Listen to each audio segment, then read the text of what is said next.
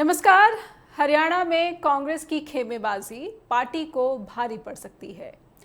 Party की वरिष्ठ नेता और एक बड़ा जाट कहा जाने वाली और माने जाने वाली किरण चौधरी अपनी बेटी श्रुति चौधरी के साथ बीजेपी में शामिल हो चुकी हैं। अक्टूबर में हरियाणा में विधानसभा के चुनाव होने जा रहे हैं और इससे पहले बीजेपी का प्रभाव बढ़ाने की ये एक कोशिश करार दी जा रही है। हरियाणा कांग्रेस की वरिष्ठ नेता कुमारी सैलजा ने भी किरण चौधरी के कांग्रेस छोड़ने पर निराशा जाहिर की है। इससे पार्टी को नुकसान होने की बात स्वीकारी है उन्होंने। तो क्या हरियाणा में किरण चौधरी के बीजेपी में आ जाने से जाट वोट बैंक का जो आकर्षण है बीजेपी के लिए बढ़ जाएगा, या लोकसभा चुनाव में बीजेपी का जो कमज़ोर वोट बैंक हुआ है, जो वोट बैंक कमज़ोर हुआ है और कांग्रेस के साथ मजबूती से जुड़ा है, इसमें कोई परिवर्तन हो जाएगा? कुछ ऐसे ही सवालों के साथ आइए शुरू करते हैं आज की स्ट्रेट टॉक। मेरा नाम है नेहा शुक्ला। जस हिंदी के इस बेहद ही लोकप्रिय कार्यक्रम में दर्शकों का बहुत बहुत हार्दिक अभिनंदन।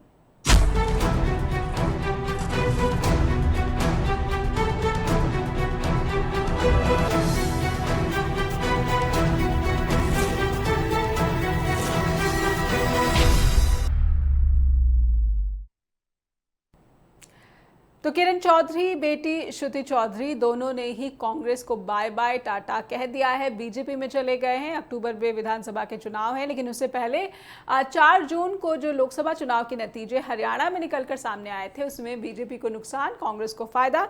लेकिन आज किरण चौधरी कहती हैं कि कांग्रेस में एक व्यक्ति केंद्रित पार्टी हो गई है और इसीलिए वो आहत होकर बीजेपी में जा रही हैं। प्रधानमंत्री नरेंद्र मोदी का विकसित भारत का जो संकल्प है उससे वो आकर्षित होकर बीजेपी में जा रही है। लेकिन कुछ बातें ये भी कही जा रही हैं कि बीजेपी और किरण चौधरी के बीच इस बात की डील हुई है कि उन्हें राज्यसभा भेजे जाने का भी फैसला बीजेपी कर सकती है। श्रुति चौधरी को तो शाम से आने वाले लोकसभा चुनाव में टिकट भी मिल सकता है बीजेपी की तरफ से। कुछ ऐसे ही सवाल हैं और उसी से जुड़े हुए कुछ स्ट्रेट टॉक के सवाल हैं जो आप चाहते हैं कि पहले दर्शकों के सामने रखे जाएं और उसके बाद इन सभी सवालों को एक एक करके समझने की कोशिश की जाए। हमारे साथ बीजेपी के प्रवक्ता जुड़े हुए हैं, लेकिन उससे पहले दर्शकों के सामने आज के सवाल।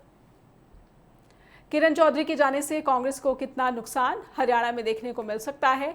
हरियाणा विधानसभा चुनाव में गुटबाजी भारी पड़ सकती है। क्या किरण चौधरी को राज्यसभा बीजेपी भेजेगी? क्या बीजेपी हरियाणा में जाट वोट बैंक इसके जरिए साधने की कोशिश कर रही है? क्या बीजेपी श्रुति चौधरी को तो शाम से टिकट दे सकती है? इन सवालों को समझने के लिए आइए स्वागत कर लेते हैं। बीजेपी के प्रवक्ता हमारे साथ जुड़ चुके हैं राकेश वर्मा जी। राकेश जी, बहुत बहुत स्वागत करना चाहती हूँ स्ट्रेट टॉक में। मैं समझना चाहती हूँ कि किरण चौधरी को आपने पार्टी में स्वागत कर लिया है, श्रुति चौधरी का भी स्वागत कर लिया है। पहला सवाल तो आप लगातार परिवारवाद के खिलाफ जो है बातें रखते आए हैं कि राजनीति में परिवारवाद को बढ़ावा नहीं दिया जाना चाहिए, लेकिन अब किरण चौधरी ही नहीं, उनकी बेटी भी बीजेपी में शामिल हो चुकी हैं। क्या कहना चाहेंगे? राकेश जी, बीजेपी में किरण चौधरी के आने पर क्या टिप्पणी करना चाहेंगे? जाट वोट बैंक साधना चाह रही है बीजेपी? नहीं, भारतीय जनता पार्टी में किरण चौधरी जी आई हैं जी। उसका भारतीय जनता पार्टी को निश्चित तौर पर लाभ मिलेगा, क्योंकि किरण चौधरी जी सीएलपी की लीडर भी रही हैं, कांग्रेस में विधायक रही हैं 5 बार, और चौधरी बंसीलाल जी जो हरियाणा के निर्माता कहे जाते थे, हरियाणा के मुख्यमंत्री रहे हैं लंबे अरसे तक।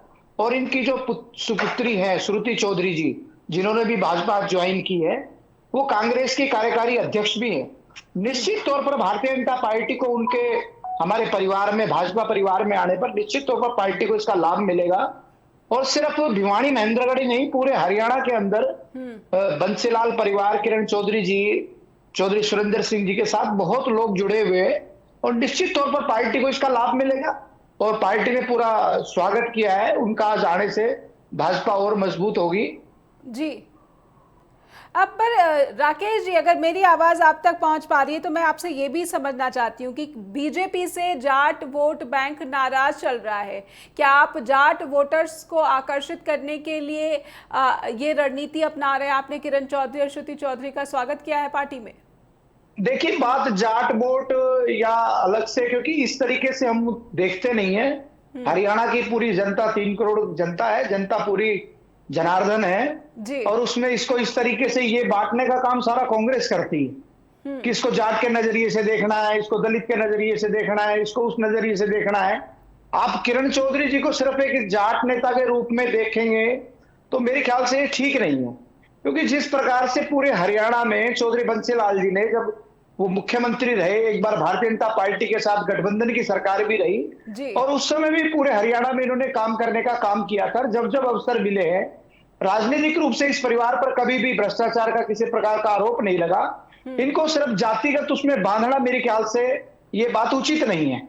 जी राकेश जी, तो क्या बड़ी जिम्मेदारी देगी पार्टी बीजेपी किरण चौधरी को, श्रुति चौधरी को? देखिए, पार्टी का शीर्ष नेतृत्व तय करेगा, और क्योंकि जितना कद उनका है हरियाणा की राजनीति के अंदर, निश्चित तौर पर उनको उनके कद के हिसाब से पार्टी सम्मान देगी, और हर व्यक्ति जहां भी है उसको सम्मान मिलना चाहिए, और मिलता भी है। और भारतीय जनता पार्टी सम्मान देने में कभी चूक नहीं करती। भारतीय जनता पार्टी अपने कार्यकर्ताओं को भी सम्मान देती है, जो हमारी नीतियों से प्रभावित होकर, जो माननीय देश के यशस्वी प्रधानमंत्री नरेंद्र मोदी जी की नीतियों से प्रभावित होकर, जो हमारे पूर्व मुख्यमंत्री मनोहर लाल जी की नीतियों से, अभी नायब सिंह सैनी जी हमारे वर्तमान में मुख्यमंत्री हैं, पार्टी की नीतियों से प्रभावित होकर जो भी व्यक्ति पार्टी में आएगा, उनका निश्चित तौर पर उनके कद के हिसाब से सम्मान पार्टी करती रही है, करेगी भी। जी राकेश जी, आपने कहा कि आप सम्मान देते हैं, लेकिन कहीं ना कहीं पार्टी के भीतर इसे देखकर नाराजगी भी देखी जाती रही है। आपने कुरुक्षेत्र में नवीन जिंदल, कल उन्होंने कांग्रेस छोड़ी और आज बीजेपी में शामिल करके उनको टिकट भी थमा देते हैं आप। कहीं ना कहीं जो पार्टी के नेता लंबे समय से काम करते हैं, धरातल पर जुड़े रहते हैं, मतदाताओं को लगातार जागरूक करते रहते हैं पार्टी की नीतियों को लेकर, उनमें एक द्वेष देखने को मिलता है। इस पर आपका क्या कहना है? जी नहीं, आपने लोकसभा चुनाव में देखा होगा, नवीन जिंदल जी को जब पार्टी ने टिकट दिया जी, तो उस समय पूरे पार्टी का कार्यकर्ता एकजुट होकर लगा रहा, और हमने उसमें विजय भी हासिल की। ऐसी कोई बात नहीं है, ठीक है, कोई किसी प्रकार के कोई विषय होता है तो वो उचित स्थान पर अपना रखते हैं, और उसका समाधान, कोई भी बात होती है, कोई विषय आता है तो उसका समाधान पार्टी करती भी है। परंतु ऐसा नहीं है जिस प्रकार से कांग्रेस के अंदर है, जिस प्रकार से कांग्रेस के अंदर ही हुड्डा जी पर धृतराष्ट्र होने का आरोप कांग्रेस पार्टी के नेताओं द्वारा लगाया जाता है समय समय पर, और समय समय पर कांग्रेस के नेता हुड्डा जी के बारे में कहते हैं कि अपने परिवार को सिर्फ सेट करने के लिए ये कांग्रेस को धरातल में ले जाने का काम करते हैं। ऐसे आरोप कांग्रेस के लीडर ही हुड्डा जी पे लगाते रहते हैं। तो भारतीय जनता पार्टी में ऐसी बात नहीं है। पार्टी के अंदर पूरे कार्यकर्ताओं ने, नवीन जिंदल जी की आपने बात कही, कार्यकर्ता लगा रहा, और हमने उसमें उस सीट पर हमने जीत भी हासिल की। जी, लेकिन लोकसभा चुनाव में बीजेपी को नुकसान भी हुआ, हरियाणा प्रदेश की बात की जाए तो कहीं ना कहीं आप दूसरे दलों से नेताओं को पार्टी में स्वागत कराकर क्या ये कोशिश कर रहे हैं कि जो वोट बैंक में सेंध कांग्रेस ने लगाया है तो कांग्रेस में ही सेंध लगा दी जाए, उनके विधायक को आपने अपनी पार्टी में शामिल करा लिया?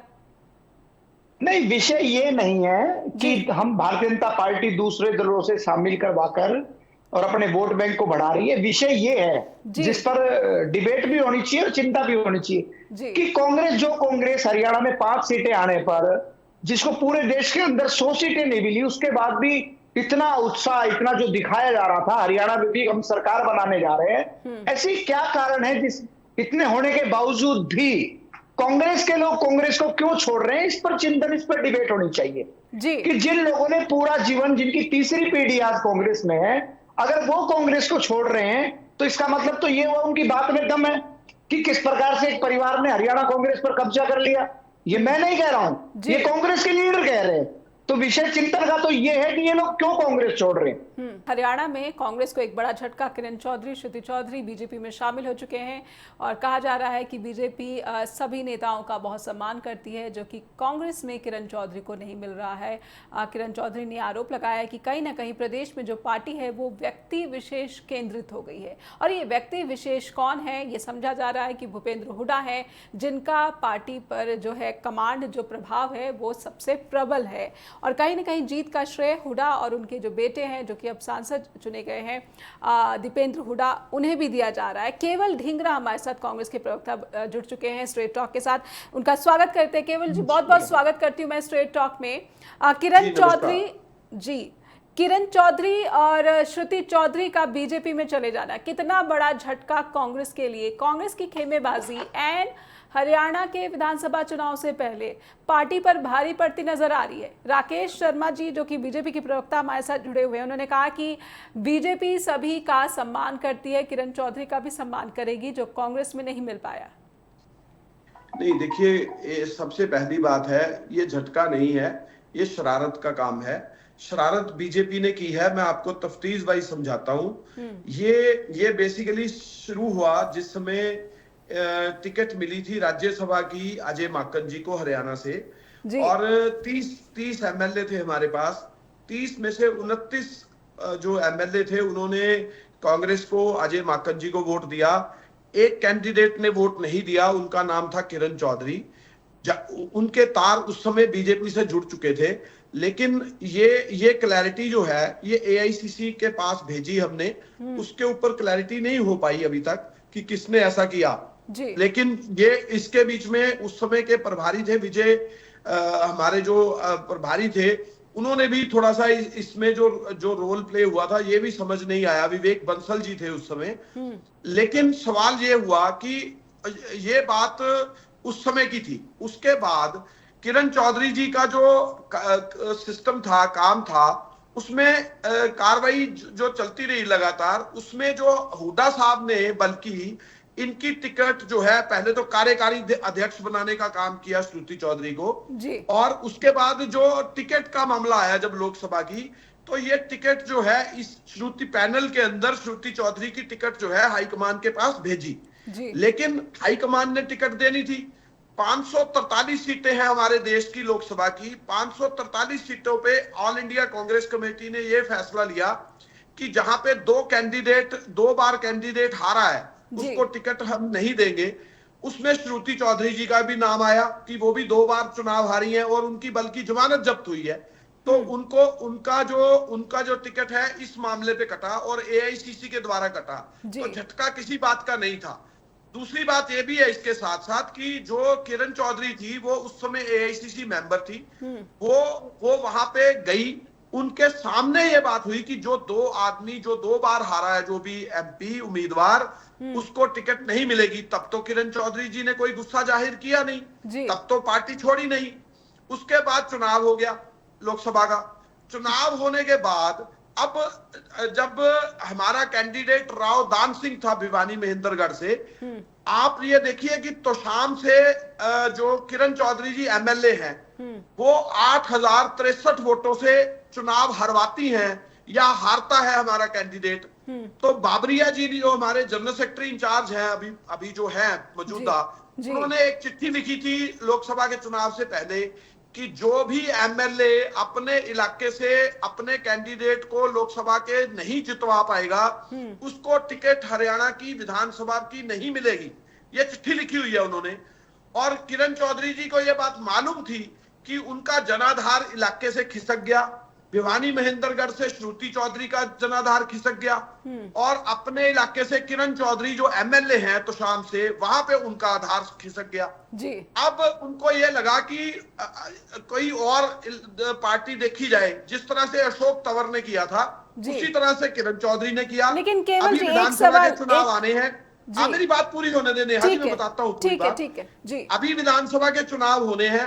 8000 वोटों से तो शाम से किरण चौधरी ने हरवाया या हारी है सीट। तो आप ये देखिए, इनकी सीट विधानसभा से भी कटनी थी इस वजह से, और तार जुड़े हुए थे भाजपा के साथ।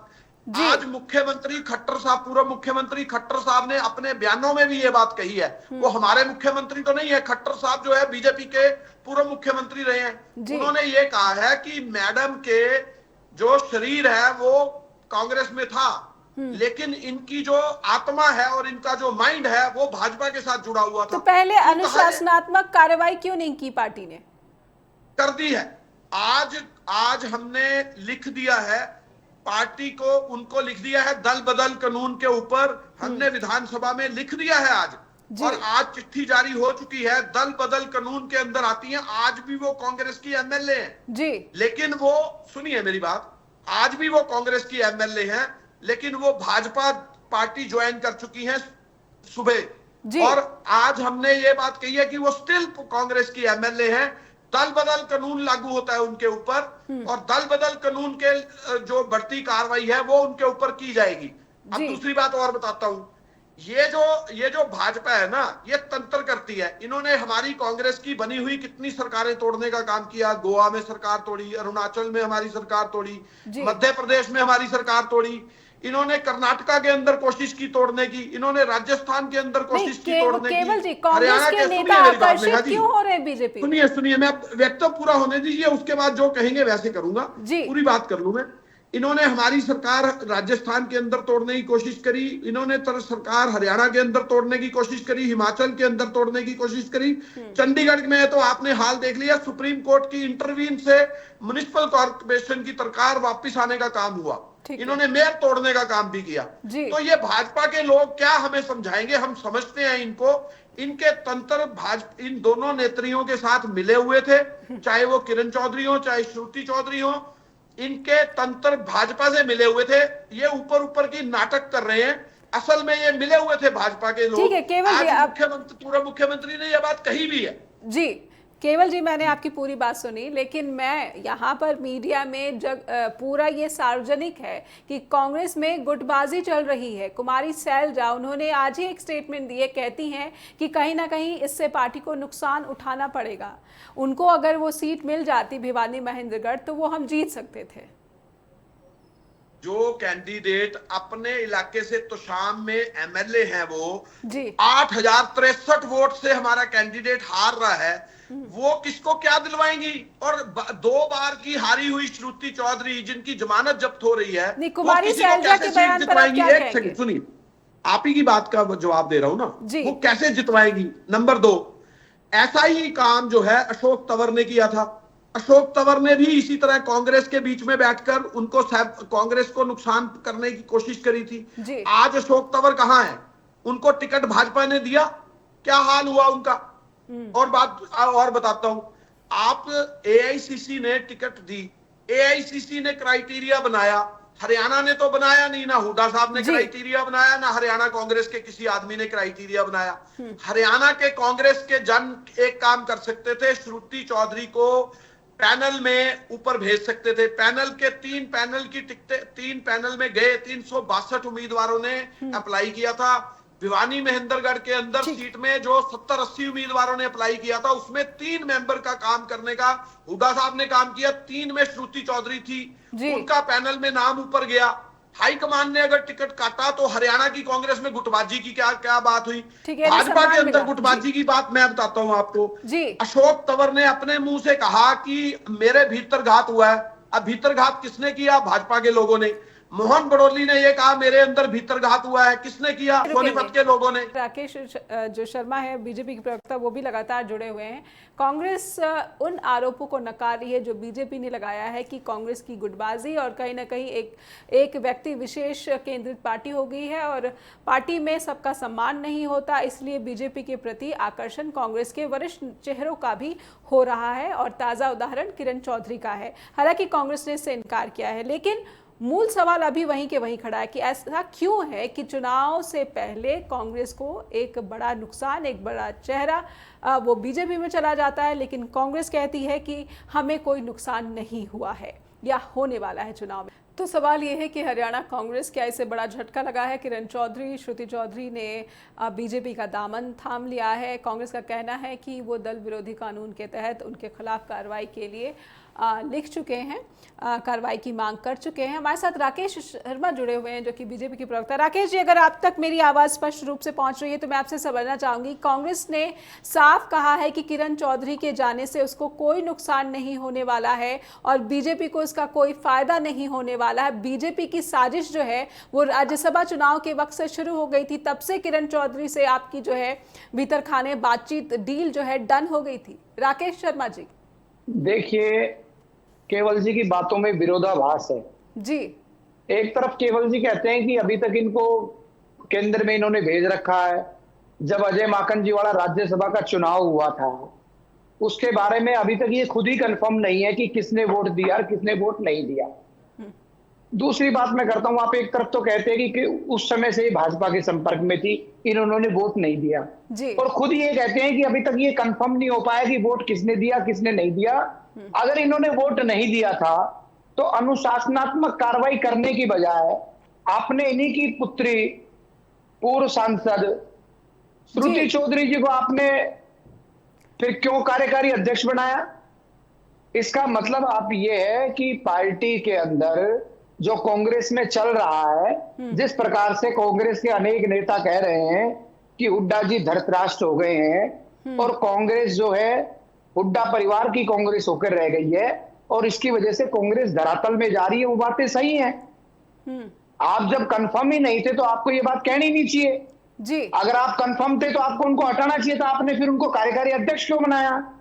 और रही बात दूसरी भारतीय जनता पार्टी की, जी भारतीय जनता पार्टी, आप अपने परिवार को, आप अपने कुनबे को, आप अपनी पार्टी को नहीं संभाल पा रहे, दोषारोपण आप भारतीय जनता पार्टी में करेंगे, कैसे चलेगा? कल को मेरे साथी केवल जी हैं, प्रवक्ता है, कल को इनका हृदय परिवर्तन हो जाए और ये कहे कि मुझे भाजपा में जाना है, भाजपा मना करेगी क्या इनको? जी आप बताइए। ये तो आपको देखना है ना कि आपकी पार्टी जो अभी लोकसभा चुनाव के तुरंत बाद दम भर रही थी कि हम 5 सीटों पर जीतकर आगे आए हैं और हम सरकार बनाएंगे और माहौल बहुत बढ़िया है, जैसा कि पूरे हरियाणा में दिखाया जा रहा था। और मैं बार बार हर डिबेट में यही कहता था कि हरियाणा में तीसरी बार भारतीय जनता पार्टी की सरकार बनेगी। अगर आपका माहौल इतना अच्छा है तो आपके नेता क्यों छोड़ रहे हैं?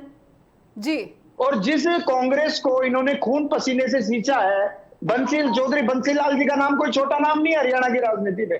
ठीक है, लंबे समय वो मुख्यमंत्री रहे हैं। किरण चौधरी जी 5 बार विधायक रही हैं और हरियाणा में ही नहीं, दिल्ली के अंदर भी डिप्टी स्पीकर रही है ये, और सीएलपी की लीडर रही है हरियाणा की, और श्रुति चौधरी सांसद रही हैं और इनकी कार्यकारी अध्यक्ष हैं जी पूरे हरियाणा की, इनको कार्यकारी अध्यक्ष बनाया हुआ है इन्होंने। जी तो अगर ये अब ये पार्टी छोड़ के गई हैं कि इनकी अंतर कलह जो इतनी है हरियाणा कांग्रेस में, बल्कि मैं तो ये कहूंगा हरियाणा कांग्रेस नहीं, हुड्डा कांग्रेस में, ये उसी का नतीजा है। और उन्होंने समय पे नहीं संभाला तो आगे और भी लोग जाएंगे।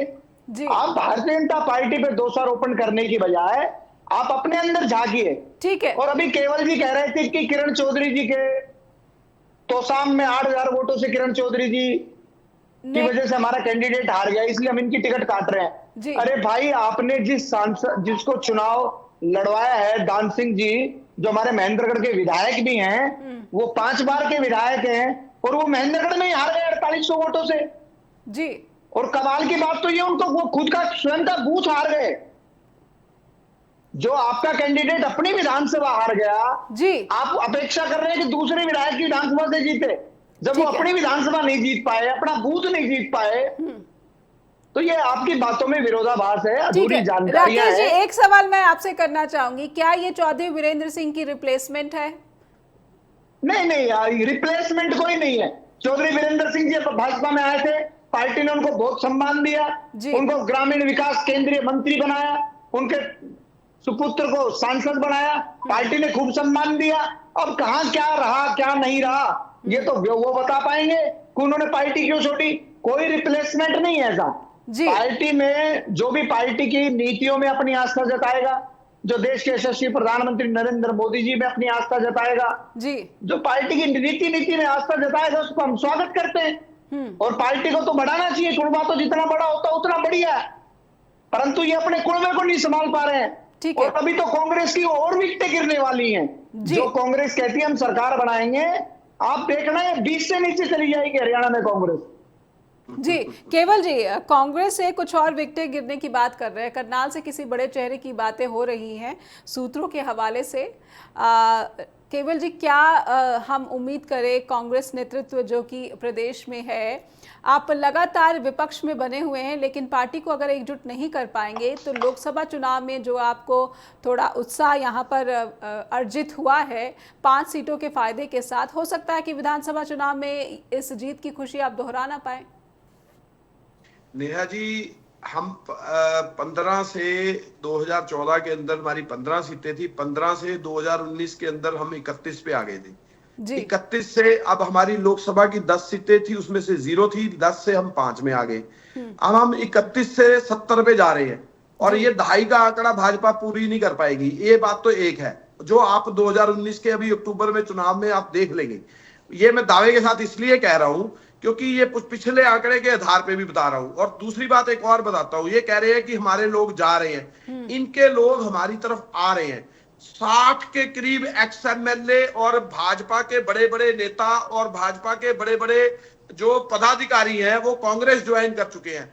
मेरे पास एक फेयर लिस्ट है पूरी एक्स एमएलए की। राकेश जी, क्या वजह है कि बीजेपी के जो प्रमुख चेहरे हैं उन पर भरोसा न जताकर कांग्रेस से चेहरों को यहाँ पर आमंत्रित किया जा रहा है, उनका स्वागत किया जा रहा है? राकेश जी, मैं पार्टी की मजबूरी समझना चाहती हूँ कि क्या वजह है कि पार्टी की कोई मजबूरी नहीं है। लोकसभा चुनाव से ऐन पहले आप मुख्यमंत्री बदल देते हैं, फिर हरियाणा विधानसभा के चुनाव के प्रभारी यहाँ पर नियुक्त किए जाते हैं पार्टी के, उसके बाद इस तरीके से कांग्रेस के खेमे से एक बड़ा चेहरा उसका स्वागत कर लेती है बीजेपी। क्या बीजेपी आश्वस्त नहीं है या फिर उसको अभी भी चिंता सता रही है कि लोकसभा चुनाव में जो हार का सामना करना पड़ा, सीटों का नुकसान हो गया, उसकी भरपाई ऐसे ही हो सकती है?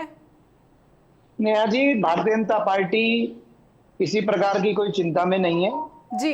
और जैसा कि कहा कि नायब सिंह सैनी जी को रिप्लेस किया आपने मनोहर लाल जी को जी। भारतीय जनता पार्टी ने संदेश दिया है कि छोटे से छोटा कार्यकर्ता भी भारतीय जनता पार्टी में किसी भी छोटे से छोटे कार्यकर्ता को बड़ी से बड़ी दायित्व भारतीय जनता पार्टी दे सकती है जी। क्योंकि यहाँ हुड्डा कांग्रेस की तरह कोई एक व्यक्ति की पार्टी नहीं है ये जी। दूसरा, भारतीय जनता पार्टी स्वागत करती है जो भारतीय जनता पार्टी में आएंगे, परिवार बढ़ेगा, इसमें हमारा दोष नहीं है, दोष तो इनका है। आप अपने पार्टी में इतने बड़े राजनीतिक घराने को सम्मान नहीं दे सके, इतने बड़े राजनीतिक घराने की नेता को आप संभाल नहीं पाए। आप राजनीतिक घराने की बात कर रहे हैं, आपकी पार्टी तो राजनीतिक घराने का विरोध कर रही है। आप राजनीतिक घराने का विरोध नहीं, मैं कह रहा हूं ये संभाल नहीं पाए उनको जी। बात विरोध की नहीं है, मैं कह रहा हूं ये संभाल ही नहीं पाए।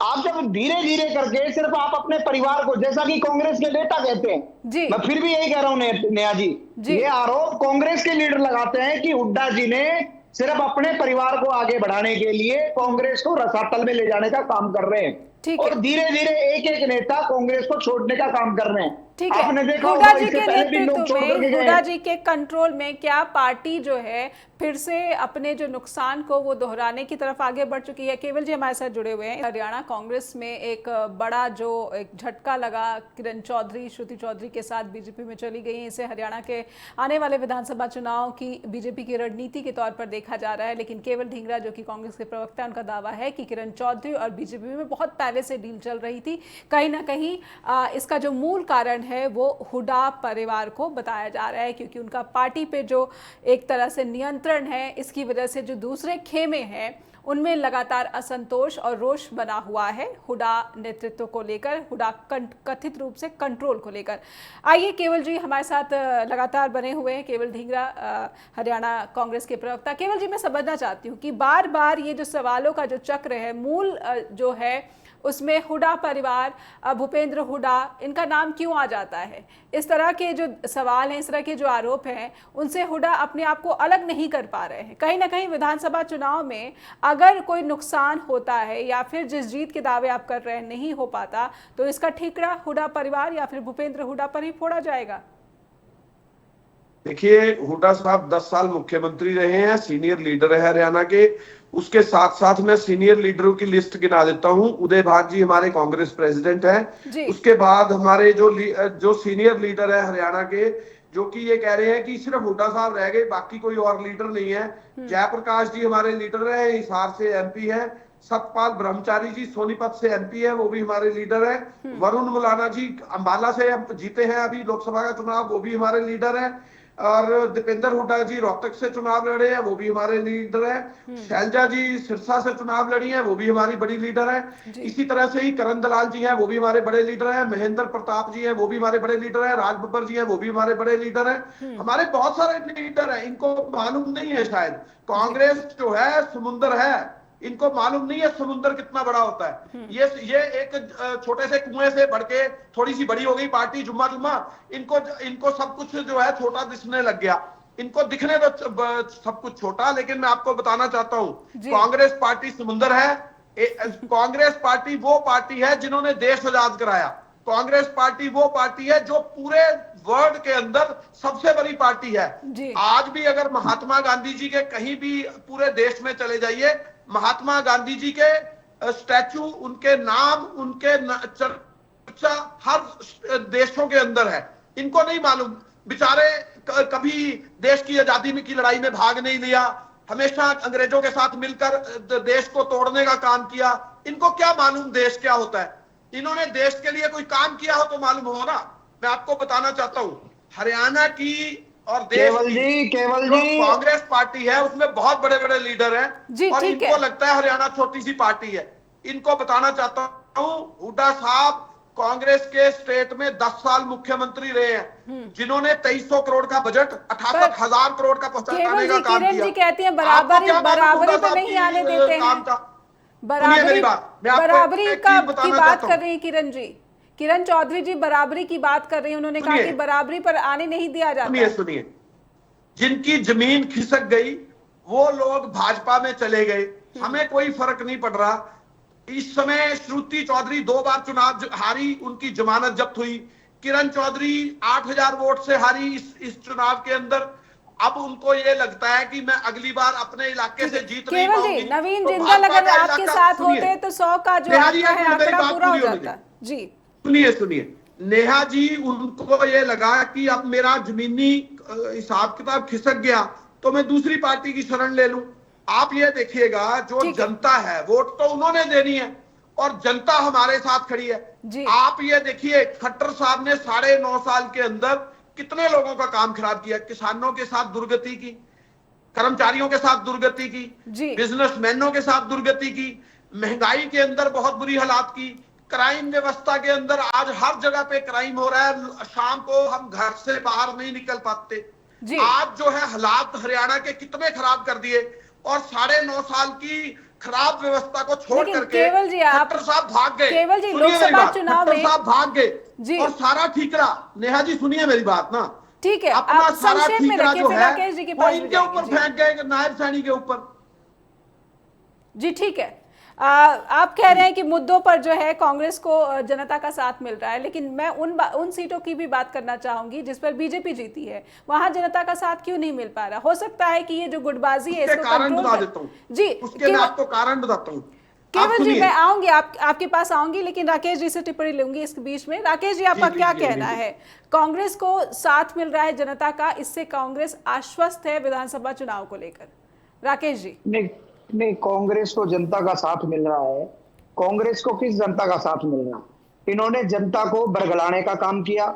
राहुल गांधी जी ने गारंटी कार्ड कांग्रेस ने बांटे, 8500 रुपए महीना, 1 लाख रुपए हर महिला को देंगे।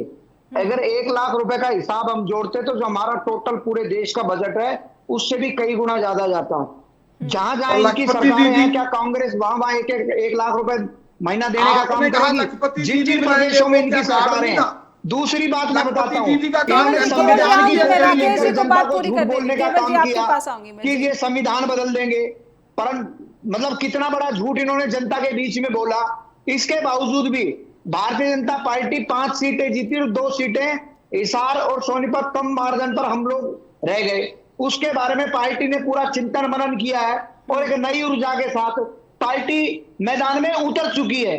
कांग्रेस में तो अभी सिर्फ उठोबल चल रही है, कांग्रेस में तो आपसी खींचतान चल रही है। और ये जिस कांग्रेस की बात कर रहे हैं उसी कांग्रेस में आज किरण चौधरी के जाने पर खुद कुमारी सैलजा ने क्या स्टेटमेंट दी आपने सुनी होगी।